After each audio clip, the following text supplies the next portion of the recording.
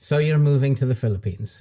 Well, the first question that you have to ask yourself is, have I got enough money? And that is a question that I have asked myself. And we're going to explore, how much money do you need before you can make that decision? Yes, I'm going. Let's go and find out.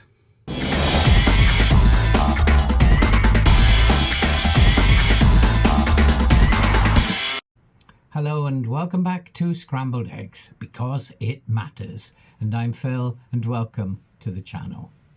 Now there are many different videos out there, some of which you have probably seen, many of which you might have seen. And each one asks the question, can I live on this amount? Can I live on this amount when I move abroad? Well, the secret to knowing what is the correct amount is, one, to have some advance knowledge. In other words, to have visited the country that you're planning to retire to in advance of the day that you plan to move.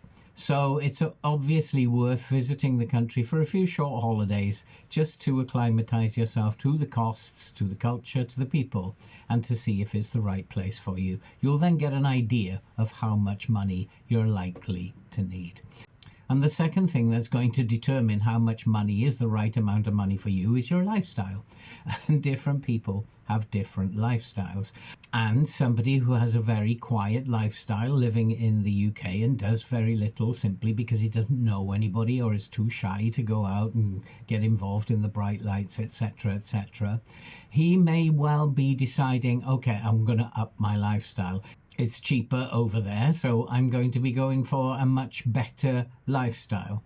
And I've got X amount of money. I wonder, is that enough for me to cope? That is where going to have a look at the country, going to get those experiences, will let you know whether or not you're going to have the right amount of money.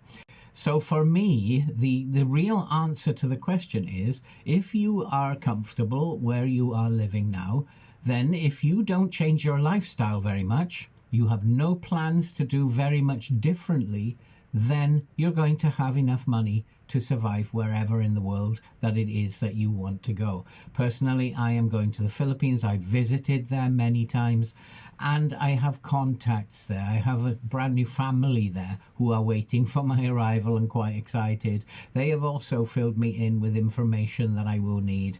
I'm not listening to YouTube videos. I've got real people on the ground who are doing the work that I need to do for me. It's not just rumor. It's not just somebody who's angry with the decisions that they've made and are complaining on YouTube. It is real information that I am using, and that's the biggest thing that you need to get in place. So if you are planning to go to the Philippines, for example, and you are going to change your lifestyle dramatically, then you have to understand that the costs will go up, and there will be hidden costs as well as the costs that you anticipate. So if you're going to party and you're going to chase girls around, then there are going to be a lot of costs that perhaps you haven't anticipated. But if you are comfortable wherever it is that you live in the West and you have a reasonable lifestyle and you don't intend to change that lifestyle dramatically, then it's safe to assume, because things are cheaper, that you are going to be comfortable in the Philippines, which is where I am planning to retire. Okay, so the next thing to have a look at is, what is the budget that I am going to be moving with? And so I live here in the UK a very quiet lifestyle. I have lots of projects. I have the Football Manager channel, which I intend to resume once I am settled in the Philippines.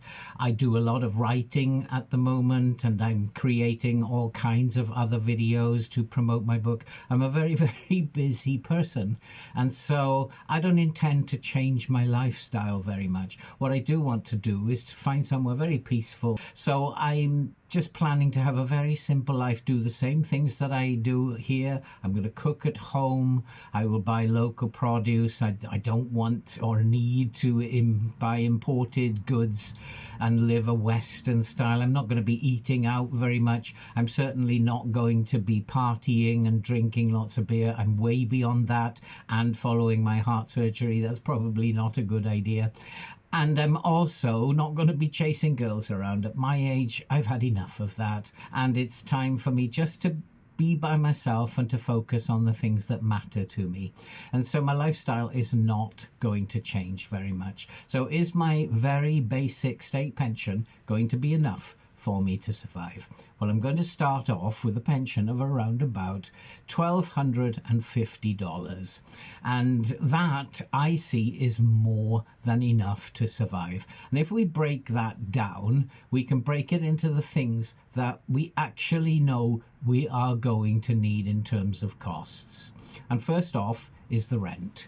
Now, my girls and their family members have been running around Batangas looking for places for me to live.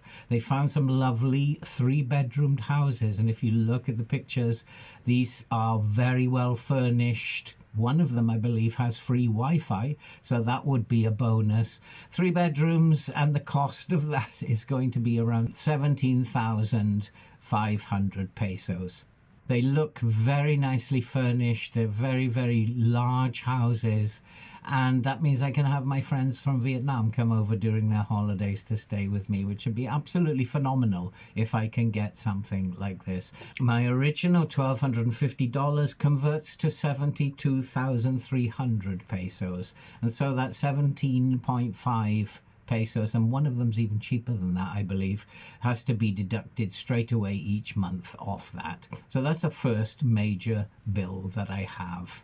And secondly, I'm probably going to be using a little bit more aircon than the locals, so the cost of electric is going to be a little bit higher for me than the girls have told me that they are paying. So I'm looking at paying around about 3,000 per month for electricity. I'm going to try and wean myself off aircon as the time goes by, and I probably won't need to have it on constantly anyway. I lived in Asia for a very long time, and a fan does the job as much as aircon does. So I'm guessing from what the girls have told me that it's going to be around about 3,000 pesos per month to add to what my rent costs. And then there's water. Although it's not drinkable, you still have to have water to shower and wash clothes and do all that kind of stuff.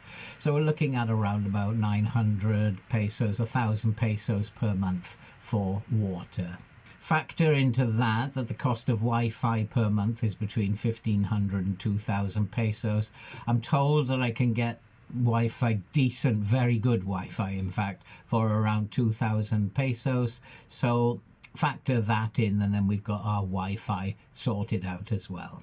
And then there's the unknown, food. Now, I've kind of worked out from what I have been told and from my experience of living in Southeast Asia that that's going to come to around about 18,000 pesos per month. However, Elizabeth just told me very recently that she's planning with her husband to live on between 8,000 and 10,000 a month. That's for both of them. So I am probably overestimating in terms of the food. But if I am overestimating in terms of the food, that will give me some free money to go out and enjoy a couple of beers sometimes.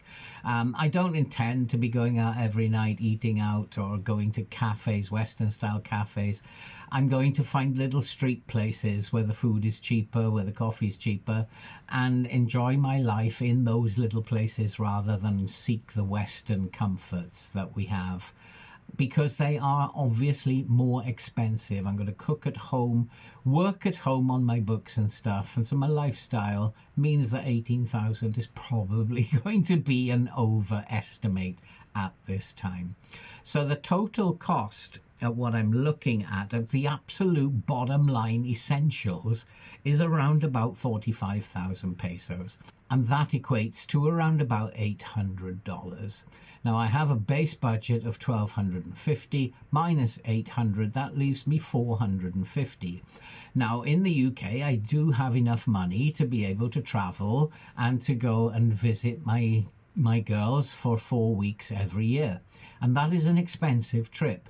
So it is possible that I would be able to afford, with the money that's left over, to travel within the Philippines to different places, to visit friends that I have in other areas. And I could probably do that twice a year for 2 weeks, where the costs would be much cheaper than traveling from the UK. So that would be a good use of the spare money. I may not during the first year do that, because I may want to build up a reserve of money. And so if I'm saving at a rate of around $350 to $400, I could eventually save $4,000 at the end of the first year. So I hopefully will be saving money as well as spending money. Now, what is not included in there is health cover. I do have a little pot of money in the bank that will cover health issues for the first year. And the reason why I might not travel anywhere during the first year is that I may use that money to top up that healthcare fund. Should I need it, then I will have money to be able to provide me medical care in the case of an emergency. In the second year, then I can start spending the money that I would then be spending. As long as I have that pot of money, then I can use anything that I save whilst I'm in the Philippines to do that little bit of traveling. It's not going to be easy for the first year, but I'm going there to have a quiet life. I'm going there to be with my adopted daughters, with my new family, people I love and people I miss and want to be with. So it's going to be the same kind of lifestyle that I live here. Very simple. And I'm not going to be partying, chasing girls, or doing all that kind of stuff. So $1,250 seems to be more than enough that I am going to need. Now, I know that there are people who say that if you want to live comfortably, that you're going to need X amount, or you can do it even cheaper on this amount. But what you have to do is focus in what your own needs are.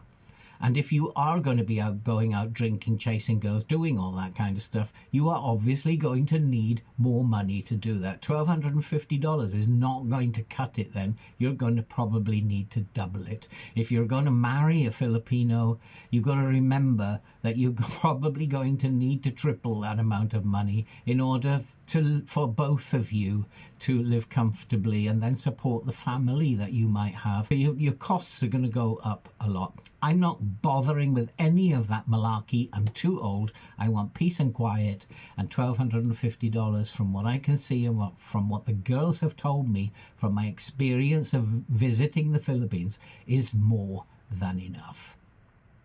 Thank you very much for watching this video. I hope you found it informative. And I'll be back with a video soon on the tasks that I have to complete before I leave. I will be leaving on April the 23rd. There's still a lot to do. Nothing could go wrong, could it? And so that's it for this video. This has been Scrambled Eggs, because it matters. I'm Phil, and thank you all for watching. Be safe, stay strong, and I'll see you in the next video.